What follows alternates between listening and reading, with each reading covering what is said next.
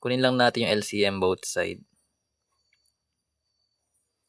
So, meron tayong 4, 3, tsaka 2.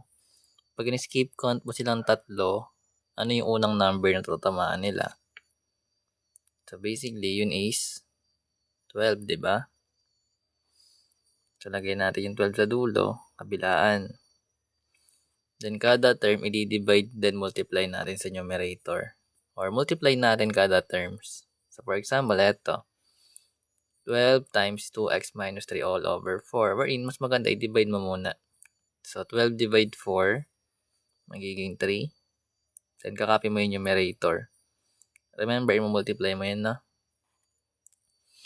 So, meron tayong 12 divide 3, magiging 4. Pero may subtraction tayo dun, guys.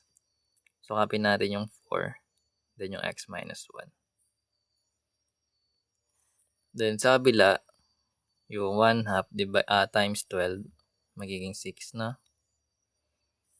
Kasi 12 divide 2 is 6 times 1 is magiging 6 pa rin. Then, ito distribute na lang.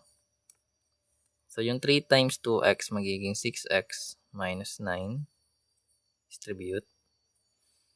Negative 4 times x magiging negative 4x. Negative 4 times negative 1 magiging positive 4 equals 6. Then, sa case na to, combine like terms. Meron tayong 6x minus 4x. Pwede i-combine. Magiging 2x. Negative 9 plus 4. Magiging negative 5. Then, equals 6. Then, AP-in lang. Add natin both by 5 para matanggal yung constant. Magiging 2x equals 11. Then, divide both side by 2. Then, makuha natin yung value ng x, which is 11 halves. Anyways, sino unang sumagot na tama?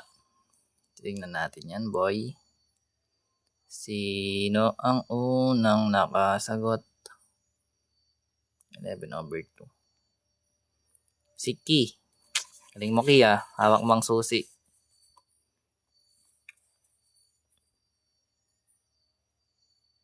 Si Ki yung nakuha ito. Tingnan nyo to. Nakataas. Kasi unang sagot, diba, si Gin. Tapos sumagot si Zachary. 11 over 5. Tapos si Christian, 19 over 2. Tapos si Rexy, 5. Tapos si Ki, 11 over 2. Then si Zayna yung sumunod.